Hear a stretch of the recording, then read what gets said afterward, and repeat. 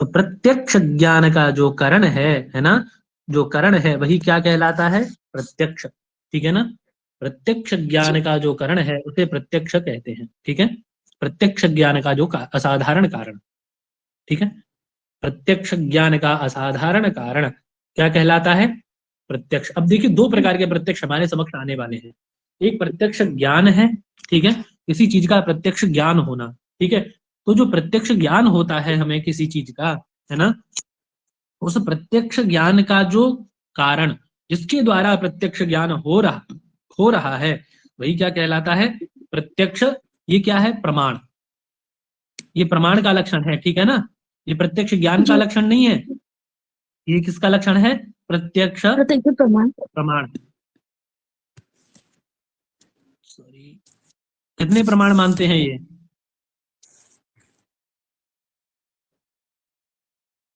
7। कौन बोले 7 प्रमाण मानते हैं? 4 प्रमाण। हाँ, 4। कौन 7 से बोलिए? 7 प्रत्यक्ष, प्रत्यक्ष, अनुमान, अनुमान, उपमान और और उपमान, शब्द। शब्द।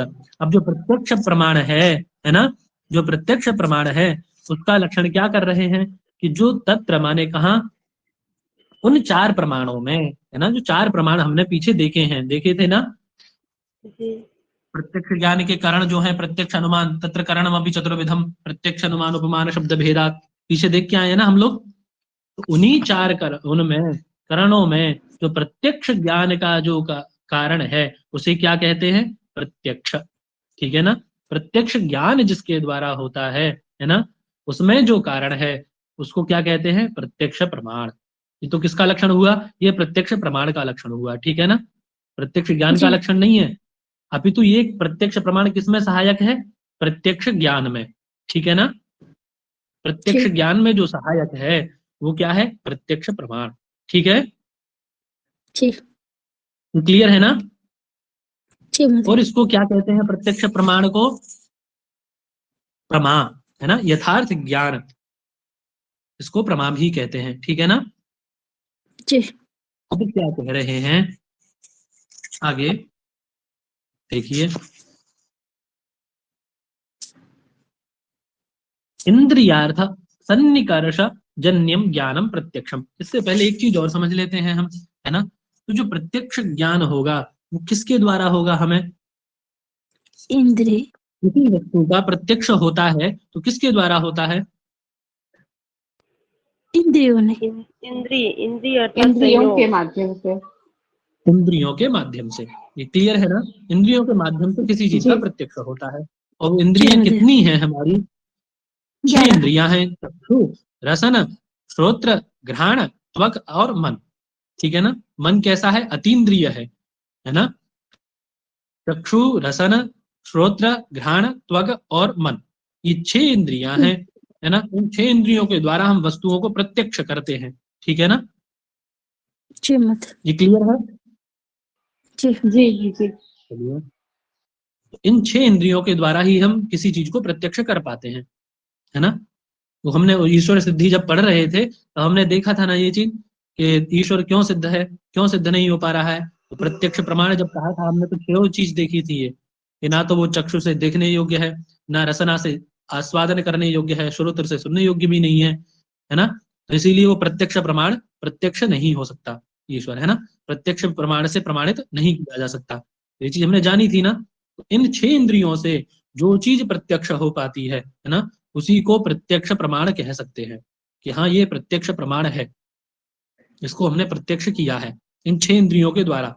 अभी क्या कह रहे हैं आगे, इंद्रियार्थ सन्निकर्ष जन्यम ज्ञानम प्रत्यक्षम। अभी जो प्रत्यक्ष ज्ञान था ना, इसका लक्षण बता रहे हैं। प्रत्यक्ष ज्ञान किसे कहते हैं? प्रत्यक्ष को उठा के ज्ञान के आगे रख लेंगे तो प्रत्यक्षम ज्ञानम। ठीक है ना? जी। या ऐसे भी सही है। तो देखिए, इंद्रियार्थ सन्निकर्ष, इंद्रियों के अर्थ सन्निकर्ष होने पर, है ना। अर्थ सन्निकर्ष मतलब, अर्थ मतलब कोई विषय। ठीक है? अर्थ का मतलब विषय। जब इंद्रियां विषय से सन्निकर्ष करती हैं, है ना, सन्निकर्ष मतलब जो उनके साथ संबंध होता है इंद्रियों का किसी विषय के मुझे साथ में। सानिध्य। जी, सानिध्य। संबंध, संबंध, सन्निकर्ष मतलब संबंध, ठीक है ना। ठीक। इंद्रियों का जी। किसी अर्थ से संयोग। यानी किसी विषय, जी, किसी विषय से जब संबंध होता है इंद्रियों का, है ना, किसी विषय जी। से जब इंद्रियों का संबंध होता है, उससे जो जन्य ज्ञान होता है उसको क्या कहते हैं? प्रत्यक्ष ज्ञान, ठीक है ना, प्रमाण। जी महाराज। प्रत्यक्ष ज्ञान कहते हैं। अब देखिए कैसे करते हैं उसको। जैसे सबसे पहले क्या है,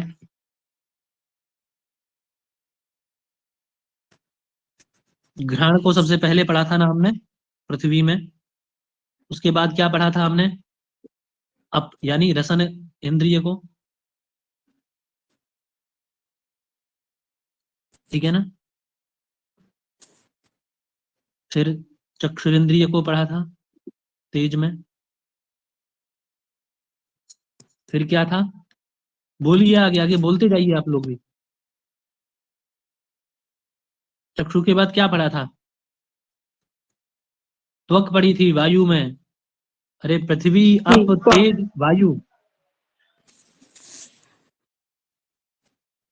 के बाद क्या पढ़ा था? आकाश में श्रोत। आकाश। हाँ, श्रोत्र, ठीक है। उसके बाद क्या पढ़ा था हमने?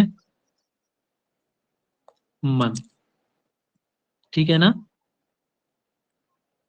अब देखिए इनके विषय क्या क्या हैं, है ना, अर्थ क्या है इनका, अर्थ है ना, इंद्रिय से अर्थ का सन्निकर्ष यानी विषय, अर्थ मतलब विषय का सन्निकर्ष। तो इनके विषय क्या क्या है? घ्राण का विषय क्या है? फटाफट फटाफट बोलते जाइए, मैं लिखता जाऊंगा, फटाफट फटाफट बोलिए। घ्राण का विषय क्या है? गंध। हम्म, नासिकाग्रवर्ती। उस रसन का रसना का क्या है जिह्वा। विषय? जिह्वा। जिह्वा।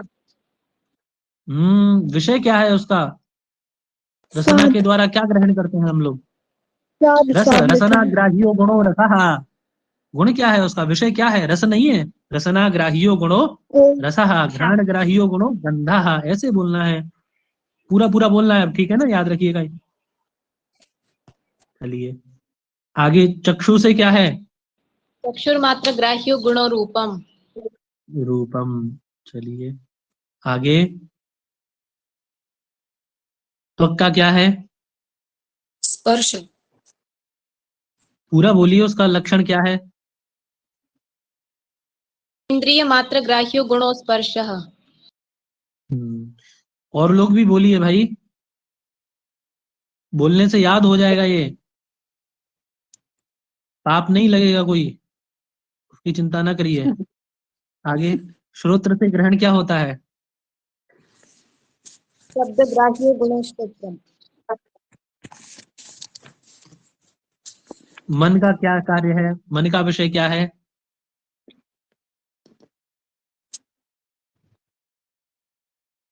अंतरिंद्रिय ग्राह्यो मनः। सुख दुख, है ना, सुख और दुख,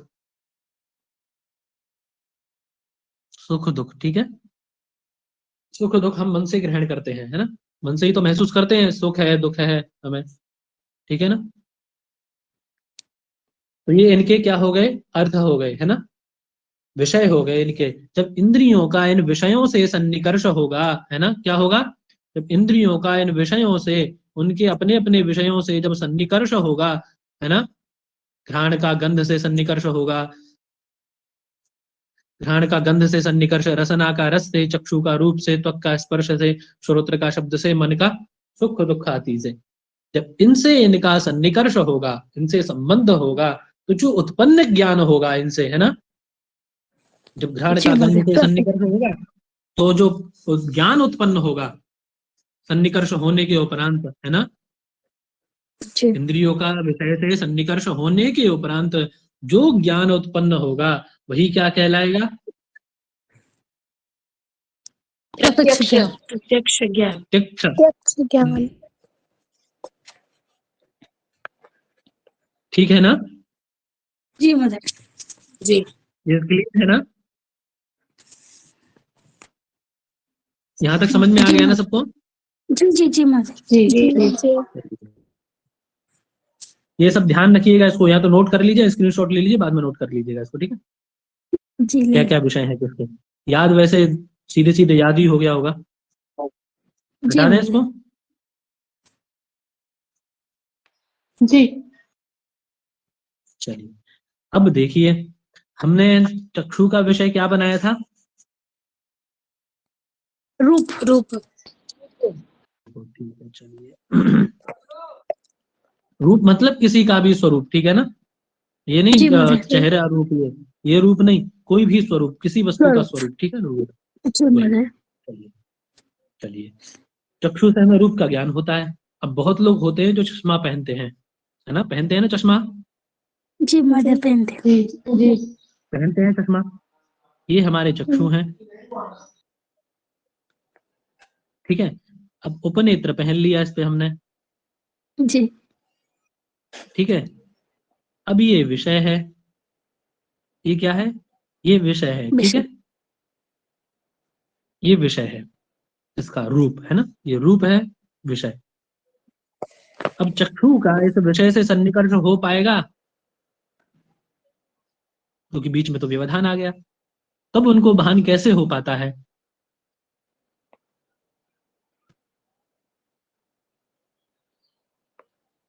अब इंद्रियार्थ सन्निकर्ष होगा, इंद्रिय क्या है, चक्षु, अर्थ क्या है, ये रूप, है ना। अब इसका सन्निकर्ष हो पाएगा इंद्रिय का इससे, अर्थ से? नहीं। तो फिर उनको दिखता कैसे है? मगर लेंस की वजह से। तो जाता ही है। मगर दिखता लेंस की कैसे वजह है से फिर? दिखाई तो देता है, लेकिन उनके जब सम... देखिए, चीजें हमें प्रत्यक्ष कब होती हैं?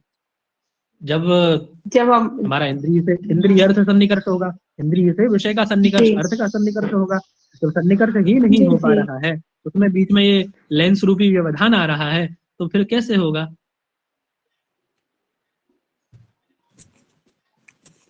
उनको विषय का नहीं ज्ञान कैसे हो दिखता तो पाएगा? है। लेकिन दिखता है, ये बात पक्की हाँ ये दिखता है बिल्कुल। है ना। तो कैसे होता है ये जी सब? तो देखिए, इसका क्या उत्तर देंगे यदि कोई पूछ ले। मान लीजिए आपने कहा कि विषय जी इंद्रियार्थ सन्निकर्ष से विषय का ज्ञान होता है ना, प्रत्यक्ष का ज्ञान होता है। अब आप ये समक्ष किसी ने प्रश्न जी रख दिया, बोले हमने तो चश्मा पहना हुआ है, तो हमें विषय का ज्ञान कैसे हो रहा है बताइए? हमारी तो इंद्रिय नहीं जा पा रही होगी निकल के, जैसे आपने कहा चक्षु इंद्रिय निकल करके विषय के पास जाती है, और उसका आकार लेकर के, उसका ज्ञान करके फिर वापस आ जाती है। फिर वो मैसेज देती है किसको? मन को। मन मैसेज देता है आत्मा को, तो हमें ज्ञान हो पाता है वो, है ना। इतना सब होता है तब ज्ञान हो पाता है, जब इंद्रिय निकल के ही नहीं जा पाएगी क्योंकि बीच में व्यवधान आ रहा है, जी तो कैसे आपको ज्ञान होगा? तो प्रश्न कर सकता है ना कोई, जी बिल्कुल। हाँ कर तो सकता जी है। कर है ना। तो देखिए उसका उत्तर क्या जी देंगे, उसका उत्तर ये देंगे कि जो हमारी इंद्रिय है ना, चक्षु इंद्रिय, कैसी है, किससे उत्पन्न है ये?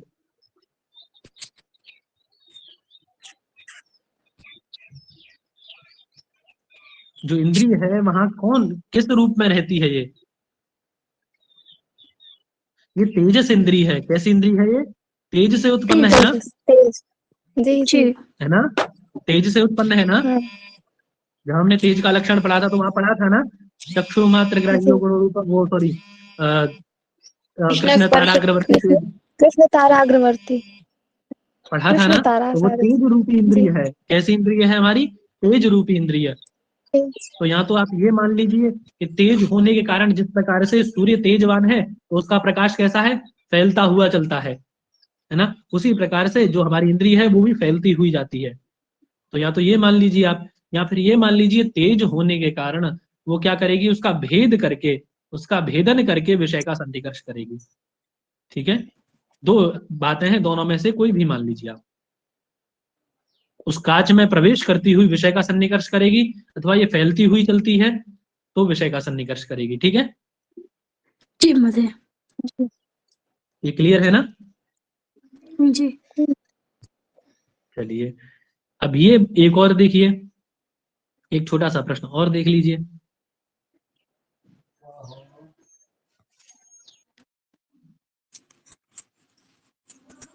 ये हमारा स्वरूप है, ठीक है। जी ठीक है, ये स्वरूप है। ठीक है, और ये क्या है?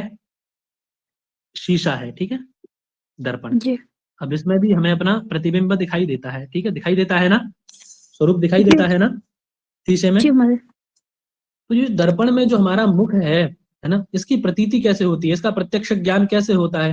क्योंकि द्रव्य तो हमारा बाहर है, ये तो द्रव्य है नहीं। जो उसमें मुख दिखाई दे रहा है वो द्रव्य है शीशे में? नहीं। शीशा द्रव्य है, लेकिन शीशे में जो मुख दिखाई दे रहा है वो द्रव्य है? नहीं। द्रव्य कहाँ है? बाहर, जिसका प्रतिबिंब जी दिखाई दे रहा है अंदर, है ना? जी मदर। यही तो है ना। तो जब द्रव्य नहीं है वो, तो उसका प्रत्यक्ष कैसे हो रहा है? जी जब वो अर्थ ही नहीं है इंद्रिय का, तो उसका प्रत्यक्ष कैसे हो रहा है? सन्निकर्ष कारणात्। तेज। सन्निकर्ष तो ठीक है, लेकिन सन्निकर्ष होता कहाँ है?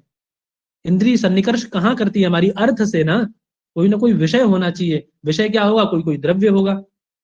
तो द्रव्य, पृथ्वी, अब तेज, वायु, आकाश, काल, इनमें से कोई द्रव्य होगा, तब इंद्रिय सन्निकर्ष कर पाएगी। तो ये किस में आता है प्रतिबिंब जो तेज है? रूप चक्षु। अरे तेज रूपी चक्षु तो हमारे यहाँ रह रहा है, लेकिन इस प्रतिबिंब को किस में लेंगे आप? प्रतिबिंब तो द्रव्य है ही नहीं। द्रव्य न होने के कारण ना तो वो अर्थ है, अर्थ नहीं है तो सन्निकर्ष कैसे हो रहा है? लेकिन मुझे वही प्रतिबिंबित द्रव्य को भी हम चक्षु के वजह ही देख सकते हैं ना। देख तो सकते हैं चक्षु की वजह से, लेकिन देख प्रत्यक्ष कैसे होगा कि हमारा ही मुख है? ये आप कैसे कंफर्म कर पाते हैं इस चीज को? सोचिए जरा, गुण ऐसे की वजह सोचिए से। साइंटिफिक तरीके से। गुण की वजह से। उसके साइंटिफिक तरीके गुण से को ही सोचिए। तो हम। साइंटिफिक तरीके से सोचिए, उसको कैसे प्रत्यक्ष कर पाते हैं? मुझे है मन ना? से। आप इसको सोचिए, ठीक है? इसका उत्तर हम अंत में देंगे, ठीक है? ठीक है। पाठ के अंत में इसका उत्तर मिलेगा आपको। जब तक इसका विचार ठीक करिए है। अपने मन में। और विचार का मतलब ये नहीं है कि सारा दिमाग उसी में लगा देना है। पाठ में कुछ पता पड़े लास्ट में, बिल्कुल वो सत्यनारायण भगवान की कथा हुई और प्रसाद लेके चले गए, ऐसा नहीं करना है। केवल विचार करना है उसका, ठीक है? चलिए। ठीक है मदर।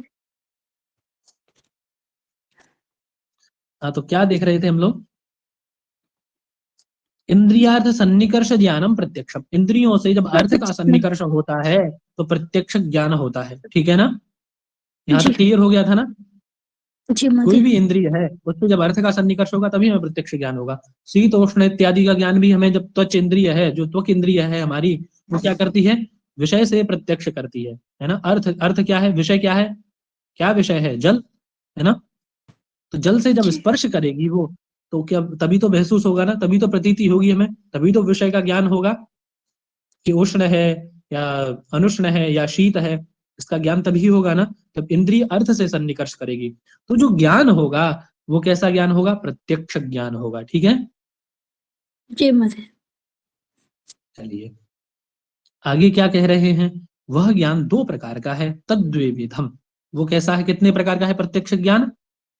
दो दो प्रकार। प्रकार का। कौन सा कौन सा? सविकल्पकम, सभी का। निर्विकल्पकम। सविकल्पक और निर्विकल्पक। अब देखिए सविकल्पक का लक्षण इन्होंने क्या लिखा? तत्र निष्प्रकारकम, देखिए दिया इन्होंने, है ना?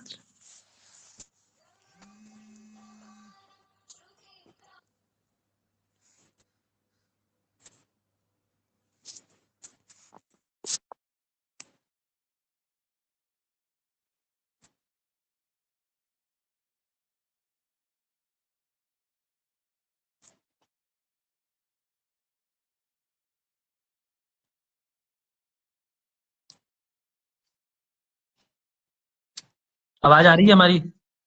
जी मदर। आ रही जी है। आ रही है। देखिए इन्होंने पहले निर्विकल्पक को बताया है ना? तो ये क्या कह रहे हैं? जी निष्प्रकारकम ज्ञानम निर्विकल्पकम। अब देखिए निष्प्रकारक क्या है, प्रकारक शब्द का अर्थ क्या है ना? ये समझिए, प्रकारक का मतलब होता है विशेषण। प्रकार का मतलब विशेषण, विशेष। ठीक है ना? तो जो प्रकार के साथ है प्रकार मतलब विशेषण के साथ है। सप्रकारकम, प्रकारेण सह सप्रकारकम, है ना। तो जो प्रकार के साथ है, विशेषण के साथ जो ज्ञान है, उसे क्या कहा जाएगा? सविकल्पक ज्ञान। निर्विकल्प। ठीक है ना। जो प्रकार जी के साथ है, पहले ये समझ लीजिए, जो प्रकार यानी विशेषण, प्रकार का अर्थ क्या किया हमने? विशेषण। जो अपने विशेषण के साथ जो ज्ञान हो रहा है वो क्या कहलाता है? सविकल्पक ज्ञान। किसी वस्तु का, किसी पदार्थ का हमें उसके विशेषण के साथ ज्ञान होना सविकल्पक ज्ञान कहलाता है। ठीक है। अब देखिए, बिना प्रकारक मतलब निष्प्रकारक, है ना। प्रकार के बिना जो ज्ञान हो रहा है वो कैसा है? निष्प्रकारक ज्ञान। तो जब हम सप्रकारक जान गए तो निष्प्रकारक अपने आप जान जाएंगे। जहां विशेषण के साथ ज्ञान हो रहा है किसी वस्तु का, वो सविकल्पक होता है। जहां विशेषण के बिना ज्ञान होगा वो कैसा ज्ञान कहलाएगा? निर्विकल्पक ज्ञान। ठीक है ना। जी महोदय। सबको समझ में आ गया ये सब? सविकल्पक और निर्विकल्पक के प्रकार समझ में आ गए सबको? निर्विकल्पक और सविकल्पक क्यों कह रहे हैं इसको? जी चलिए, निष्प्रकारक मतलब प्रकार के बिना, प्रकार मतलब विशेषण, विशेषण के बिना जो ज्ञान हो रहा है वो क्या कहलाएगा? निर्विकल्पक। और जो निर्विकल्प। प्रकार के साथ यानी विशेषण के साथ कहलाएगा सविकल्प। सविकल्प। सविकल्पक ज्ञान। ठीक है ना। जी महोदय। जी। चलिए, अब देखिए, अब इसको और डिटेल में जानते हैं। जब हम इसका प्रयोग देखेंगे तो और क्लियर हो जाएगा। सविकल्पक निर्विकल्पक क्यों कहा इन्होंने, जी क्यों कहा? ठीक है, नए नाम क्यों दिए इसको? तो निष्प्रकारक का मतलब है, जैसे समझिए, आप लोगों ने देखा होगा खेत में वो खड़ा रहता है ना, वो कपड़े वपड़े पहना के खड़ा कर देते हैं, जी महोदय, जानवर ना पार्वत की आए, तरह। है ना। एक उसको लकड़ी को ऐसा बना करके उस पे कपड़े वपड़े पहना पहना करके मटकी वटकी टांग देते हैं उस पे और उसको खड़ा कर देते हैं, है चित्र ना। विचित्र तो करके। जी महोदय। हाँ हाँ, उसको अन्य अन्य अन्य प्रकार के वस्त्र पहना देते हैं और उसको खड़ा कर देते हैं। और जब वायु जब बहता है अच्छा खासा तो वो हिलता है, तो ऐसी प्रतीति होती है जी। कि कोई पुरुष है वहां पे, कोई खड़ा है वहां पे, है ना। जी महोदय। अंधकार के कारण ऐसी प्रतीति होती है ना। जी लेकिन ये हम लोग कंफर्म नहीं होते कि कोई पुरुष ही है या वैसे ही कुछ है और कुछ है ना। ऐसा जी लगता है कुछ तो है वहां पे। जी जो लोग भूतों से डरते हैं वो लोग प्रायशः ऐसा करते हैं, अरे थोड़ा सा खटपट हुआ, अरे कुछ तो है वहां पे, है ना। इस प्रकार का जो ज्ञान होता है, कैसा ज्ञान? कि कुछ तो है वाला जो ज्ञान है ना, ये जो ज्ञान है कुछ तो है वाला, वही क्या कहलाता है? निर्विकल्पक ज्ञान कहलाता है। ठीक है ना। निर्विकल्पक ज्ञान कौन सा कहलाता है? जो ऐसी प्रतीति हो, जहां पर बिल्कुल क्लियरिटी ना हो, आपको श्योरिटी ना हो कि ये चीज है, जहां उसके विशेषण और विशेष्य का ज्ञान ना हो। विशेषण का ज्ञान कब होगा? जब उसके विशेष्य का ज्ञान होगा। तो विशेष्य का ज्ञान ही नहीं होगा तो विशेषण का ज्ञान क्या होगा? बताइए, होगा, हो पाएगा विशेषण का ज्ञान? नहीं। तो जहां पर हमें ज्ञान में संदेह हो, ठीक है, संदिग्ध हो जहां हमारा ज्ञान, वो क्या कहलाता है? ऐसा ज्ञान निर्विकल्पक ज्ञान कहलाता विकल्प। है। ठीक है ना। जी उसे क्या कहते हैं? निर्विकल्पक निर्विकल्प। ज्ञान। ठीक है। वो प्रत्यक्ष ज्ञान की श्रेणी में, प्रत्यक्ष तो नहीं। होता है लेकिन वो कैसा होता है? निर्विकल्पक। ऐसा नहीं कह सकते कि प्रत्यक्ष, उसी का प्रकार है प्रत्यक्ष ज्ञान का। प्रत्यक्ष तो आप देख रहे हैं उसको, आपकी चक्षु इंद्रिय वहां जा रही है, सेंस भी काम कर रहे हैं आपके, है ना। ऐसा महसूस भी हो रहा है कुछ तो है, तो मन भी काम कर रहा है आपका, है ना। संशय विषय किसका है? संकल्प विकल्पात्मक मन है ना। संकल्प विकल्प भी आ रहा है जी। आपके मन में, तो ये सारी इंद्रियां आपकी काम कर रही हैं वहां पे, तो प्रत्यक्ष तो हो रहा है, इंद्रियार्थ सन्निकर्ष तो हो रहा है, लेकिन वहां आप कंफर्म नहीं है। तो वो कैसा ज्ञान है? निर्विकल्पक ज्ञान। प्रत्यक्ष का ही एक प्रारूप क्या है? निर्विकल्पक। ठीक है। आगे कह रहे हैं सप्रकारकम, विशेषण के साथ जो ज्ञान होता है ना, वो क्या कहलाता है? सविकल्पक ज्ञान, सविकल्प। सप्रकारक ज्ञान। जैसे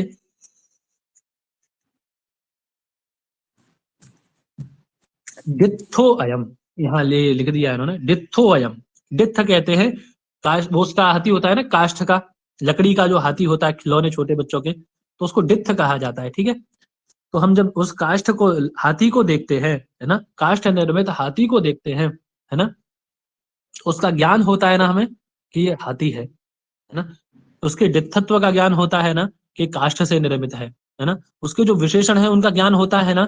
जैसे किसी ब्राह्मण को देखा हमने, तो उसके ब्राह्मणत्व का ज्ञान होगा नहीं होगा, कि ब्राह्मण है तो इसका मतलब ये ब्राह्मणत्व इसका जाति है, तो उस विशेष्य को देख करके उसमें रहने वाले ब्राह्मणत्व का भी ज्ञान होता है। मनुष्य को देख करके उसमें रहने वाले मनुष्यत्व का ज्ञान होता है। किसी पशु को देख करके उसमें रहने वाले पशुत्व का ज्ञान होता है। यही क्या है? सविकल्पक ज्ञान। जी ठीक है ना? विशेषण के साथ जो ज्ञान होता है उसे सविकल्पक ज्ञान कहते हैं। सीधा सा अर्थ इसका ये है। क्लियर है? यहाँ कोई संशय किसी को इसमें? नहीं। ठीक है ना? यदि प्रश्न आता है दित्थोऽयं ब्राह्मणो, विकल्प ये यानी विशेषण के साथ जब भी प्रश्न आएगा तो कौन सा, किस प्रकार का ज्ञान होगा? निर्विकल्पक या सविकल्पक? सविकल्पक। विकल्पक। सविकल्पक ज्ञान। ठीक है। और यदि ये कह दिया जाए कि यथेदम किंचित, यथा इदम किंचित, जैसे यहाँ कुछ तो है, ऐसा करके जो ज्ञान हो रहा है वो कौन सा ज्ञान है? निर्विकल्पक।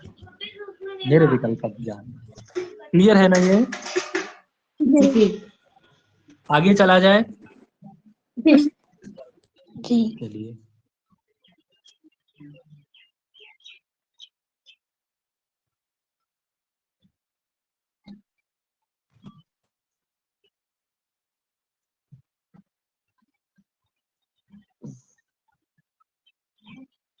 अब देखिए प्रत्यक्ष ज्ञान का हेतु कौन था हमारा?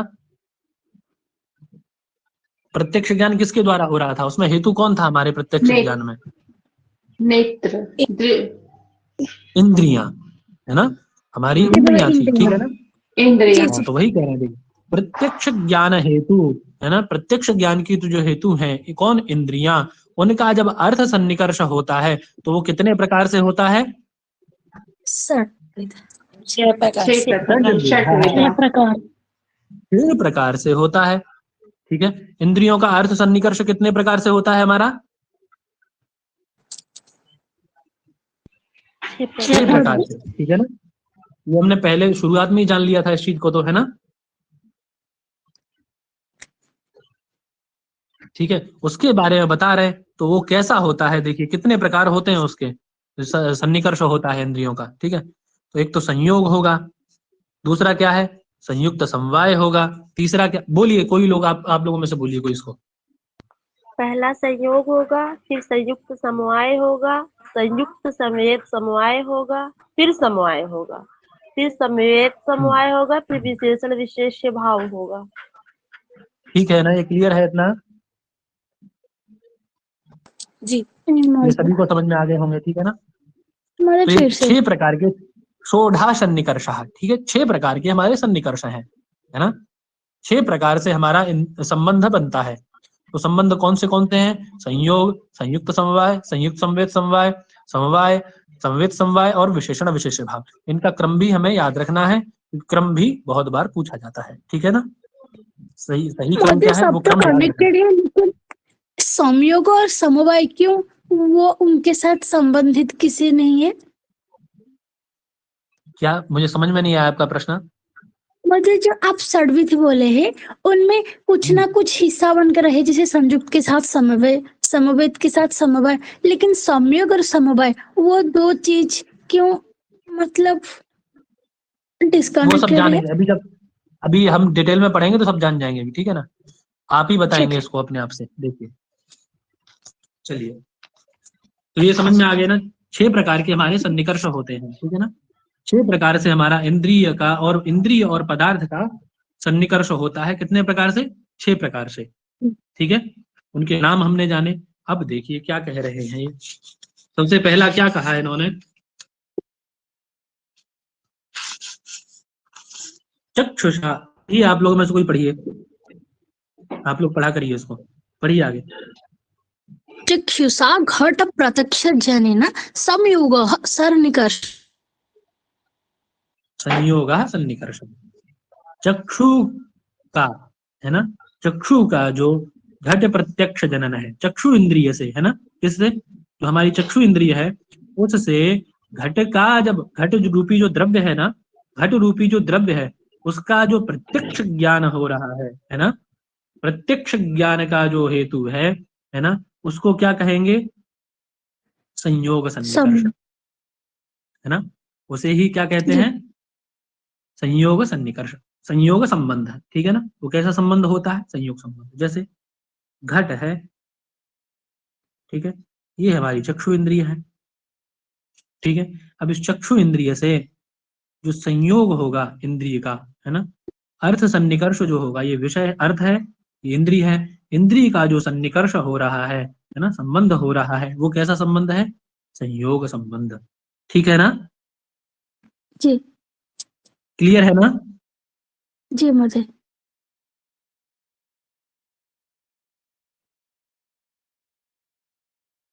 आज नहीं हुई क्या? क्या कह रहे हैं, संधि वाली जो कक्षाएं होती थी आपकी, विसर्ग संधि वाली, वो पूरी हो गई संधियां। अच्छा अच्छा अच्छा, तो कल आज हुई थी? कल हमें लगा कि रिकॉर्डिंग भी नहीं दिखी और मैं जुड़ता था तो वैसा कुछ हुई नहीं, सूचना आई नहीं, तो मुझे पता नहीं था। पूरी हो गई, संधि की कक्षाएं पूरी हो गई। अच्छा, विसर्ग पूरी हो गई ना, उसकी रिकॉर्डिंग होगी, पड़ी होगी? हाँ, इसमें हो सकती है, जहां तक है, होगी, क्यों नहीं होगी, हुई तो थी रिकॉर्डिंग, अवश्य होगी नहीं, इसमें। जितना हुआ था उसके बाद नहीं हुई शायद, मेरे ख्याल से वो रिकॉर्डिंग है नहीं, नहीं देख नहीं, लीजिए। सारी है, सारी रिकॉर्डिंग है। ठीक है ठीक है, धन्यवाद। देख लीजिएगा आप, डिस्टर्ब देख लीजिएगा, नहीं हो तो बताइएगा, ठीक है। ठीक ठीक भैया, ठीक। देख लीजिए। अब देखिए, इंद्रिय से जो अर्थ का सन्निकर्ष हो रहा है ना, वो क्या जी कहलाएगा, संयोग, ठीक है ना। पहला क्या हुआ, संयोग, ठीक है। अब इसको और थोड़ा सा और थोड़ा डिटेल में जानते हैं हम लोग।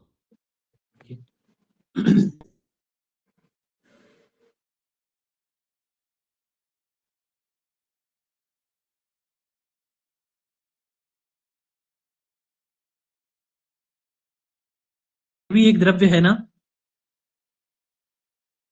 इंद्रिय भी द्रव्य है,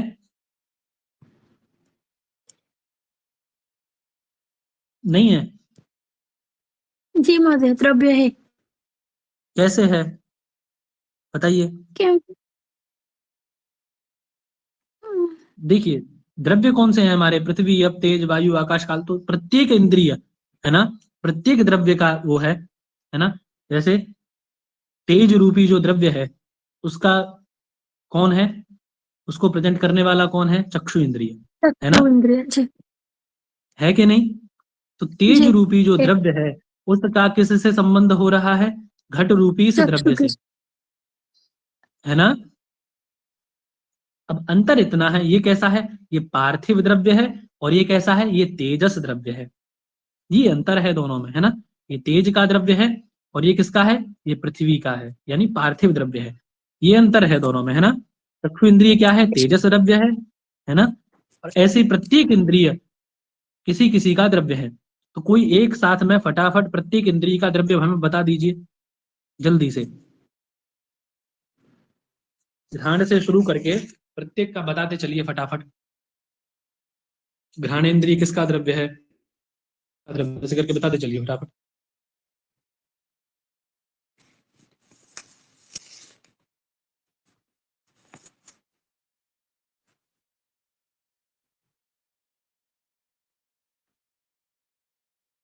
बोलिए, कोई प्रयास तो करिए बोलने का, एक मैंने बता दिया, आप लोग प्रयास करिए उसको बोलने का।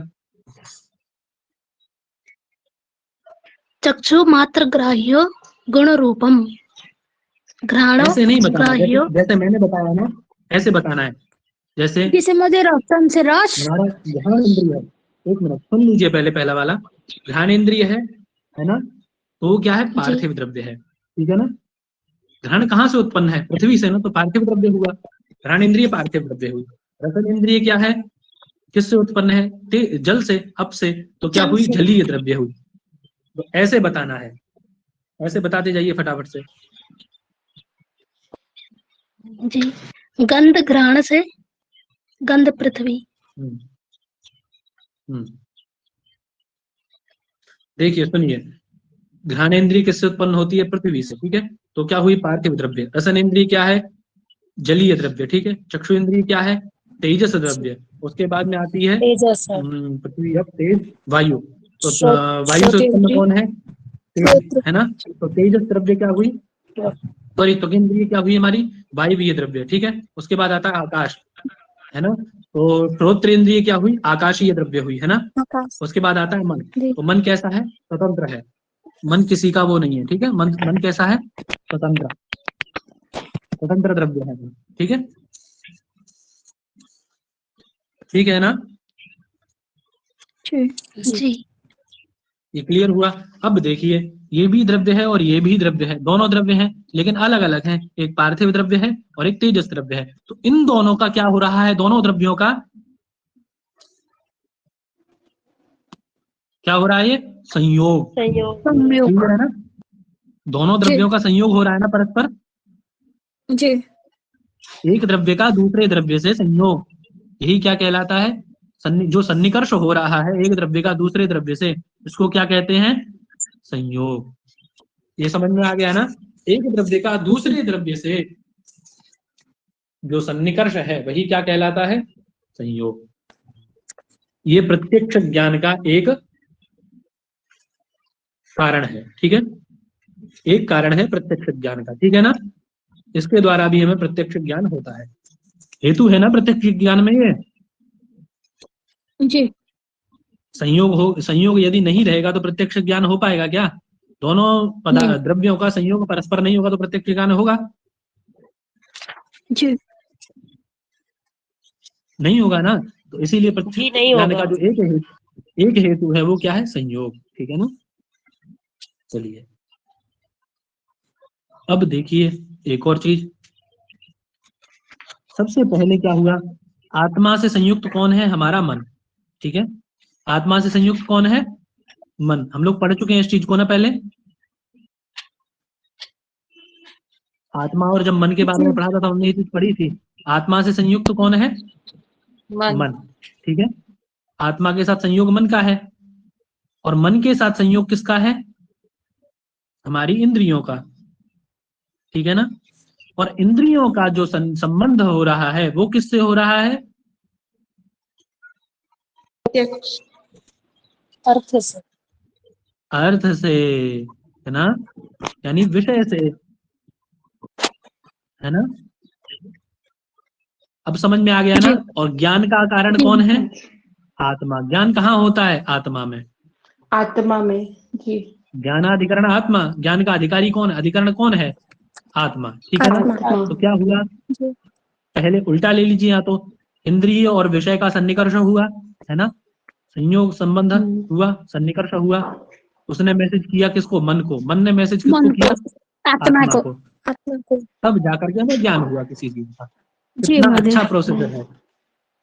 जी। समझ में आ गया ना? ये क्लियर हो गया ना? ये जी। जी। जी। जब हमारी इंद्रिय किसी अर्थ से, किसी पदार्थ से, किसी विषय से या किसी वस्तु से जुड़ती है ना, तो फिर उसका क्या होता है? मन के पास उसका ज्ञान पहुंचता है और फिर वो ज्ञान कहाँ पहुंचता है? आत्मा के पास, है ना। वो विषय कहाँ पहुंचता है? मन के पास। मन कहाँ पहुंचाता है? आत्मा के पास। और आत्मा में उसका ज्ञान होता है कि हाँ ये घट जी। है ना। अयम घटः, ऐसा करके ज्ञान होता है, ठीक है ना। जी। ये समझ में आ गया? जी जी महोदय। सर। दो द्रव्यों का एक दूसरे के साथ जो सन्निकर्ष हो रहा है, जो संबंध हो रहा है, वही क्या कहलाता है? संयोग। छोटी सी डेफिनेशन है इसकी, बस ये समझने वाली। आगे क्या कह रहे हैं? आगे का पढ़िए कोई, चलिए। घट रूप प्रत्यक्ष जन संयुक्त समवाय सन्निकर्षः चक्षु संयुक्ते घटे रूपस्य समवायात्। ठीक। घट रूप प्रत्यक्ष। अब देखिए, चक्षु से क्या हुआ? पहले चक्षु इंद्रिय था हमारा, उससे क्या हुआ? घट था, ठीक है ना। घट का संयोग हुआ, घट के साथ संयोग हुआ है अभी, बस क्या हुआ है, घट के साथ संयोग, संयोग हुआ, सिर्फ संयोग हुआ है घट के साथ में, और कुछ नहीं हुआ है। एक द्रव्य का दूसरे द्रव्य से संयोग, इतना भर हुआ है, और कोई काम अभी नहीं हुआ है। अब ये कह रहे हैं घट रूप प्रत्यक्ष जनने, है ना, जब चक्षु इंद्रिय से घट के रूप का प्रत्यक्ष होगा, क्या होगा, घट के रूप का, रूप मतलब रूप कितने प्रकार के होते हैं हमारे, 7 प्रकार बोल दीजिए फटाफट से, बोलने वाले को भी याद और सुनने वाले को भी याद, बहुत लाभ है बोलने के, बोला करिए। शुक्ल नील पीत रक्त हरित कपिश चित्र भेदात सप्तविधम। सप्तविधम, बोलने से मत घबराइए, टैक्स नहीं लगता है इसका बोलने का, टैक्स लगता तो लोग बोलते ही नहीं। फालतू की गॉसिप हम लोग इतनी कर लेते हैं, लेकिन काम की बात नहीं बोलते, गलत है ये, बोलना चाहिए, ठीक है ना। उससे क्या होता है, हमें भी याद होता है बोलने से, और जो सुनते हैं उनको भी याद होता है। अब ऐसा नहीं कि सुनने वाले केवल श्रोता बने रहें, उनको भी वक्ता बनना चाहिए, ठीक है ना। बेहतर श्रोता एक वक्ता ही होता है, और बेहतर वक्ता एक श्रोता होता है, दोनों ही कारण है उसमें, दोनों एक दूसरे के ऊपर आश्रित हैं। यदि आप श्रोता नहीं है तो आप वक्ता नहीं बन सकते, यदि आप वक्ता नहीं है तो श्रोता नहीं हो सकते, ठीक है ना। तो चलिए क्या कह रहे हैं, जब घट रूप प्रत्यक्ष होगा उसका, घट संयोग हुआ वहां तक ठीक है, उसमें कौन था, संयोग था, वो एक संयोग हुआ था, ठीक है, तो एक द्रव्य का दूसरे द्रव्य से। लेकिन जब रूप का प्रत्यक्ष होगा उसके घट के, कि वो शुक्ल है, कि वो नील है या रक्त है, कैसा घट है, उसके रूप का जब प्रत्यक्ष होगा तो उसको क्या कहा जाएगा, संयुक्त समवाय समवाय, कौन सा संबंध होगा वो, किस प्रकार का संबंध होगा, संयुक्त समवाय, संयुक्त समवाय संबंध, ठीक है ना। घट रूपी जो उसमें गुण है ना, घट रूपी जो द्रव्य है ना, ये एक द्रव्य है ये और एक द्रव्य है ये, तो घट रूपी जो द्रव्य है इसमें उपस्थित जो रूप नामक गुण है उसका जब ज्ञान होगा चक्षु इंद्रिय से, तो कौन सा होगा वो, संयुक्त समवाय, उस संबंध के द्वारा हमें उसके रूप का ज्ञान होगा, ठीक है ना। यदि प्रश्न ये आता है कि पट रूप प्रत्यक्ष जनने, यदि पट के रूप का प्रत्यक्ष ज्ञान में कौन कारण है, अथवा ये ना आए प्रत्यक्ष जनने तो आप याद कर लेंगे तो कर देंगे इसको, यदि ये आ जाए कि पट रूप प्रत्यक्ष ज्ञाने कहा सन्निकर्षः, पट रूप प्रत्यक्ष ज्ञाने कहा सन्निकर्षः, क्या होगा, इसका भी संयुक्त समवाय, संयुक्त समवाय इसका ही संयुक्त समवाय, जहाँ पर प्रत्यक्ष रूप का ज्ञान होगा, है ना, द्रव्य में उपस्थित संयुक्त समवाय, कुछ भी हो, घट पट मठ चाहे जो हो, कहीं भी हो, यदि उस द्रव्य में रहने वाले गुण का प्रत्यक्ष हो रहा है, जी जी, ठीक है ना, अगर आया तो करण में, उस प्रत्यक्ष करण में, उस गुण के प्रत्यक्ष करण में कौन सन्निकर्ष कारण है, तो संयुक्त समवाय सन्निकर्ष। क्लियर है, जी। चलिए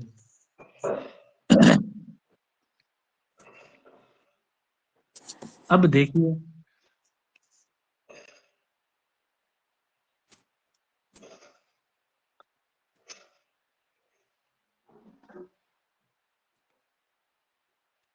ये समवाय संबंध तो हमने पढ़ा है ना पहले, है ना, हमने पढ़ा था गुण गुणी में, अवयव अवयवी में, क्रिया क्रियावान में कौन सा संबंध होता है, समवाय संबंध पढ़ा था ना हमने, जी नित्य संबंध पढ़ा था ना हमने, जी जी जी। तो वही समवाय संबंध है ये, समवाय सन्निकर्ष मतलब संबंध, जो समवाय संबंध है ऐसा संयुक्त, है ना।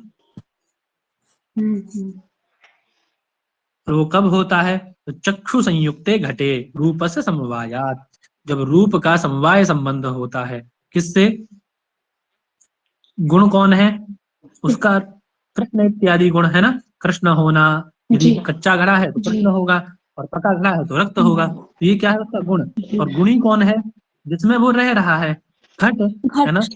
उनका संबंध जी। कैसा है? रूपस्य समवायात, घटे रूपस्य समवायात। घट में रूप कैसे रहता है? समवाय संबंध से, है ना? गुण गुणी में समवाय संबंध जी। से रहता है ना? हाँ, जी जी। जी तो वही कह रहे हैं, है ना? घटे रूपस्य समवायात। ये समझ में आ गया ना सबको, समवाय संबंध, जी। जी। संयुक्त समवाय। चलिए, समय क्या हो गया है? 8:30।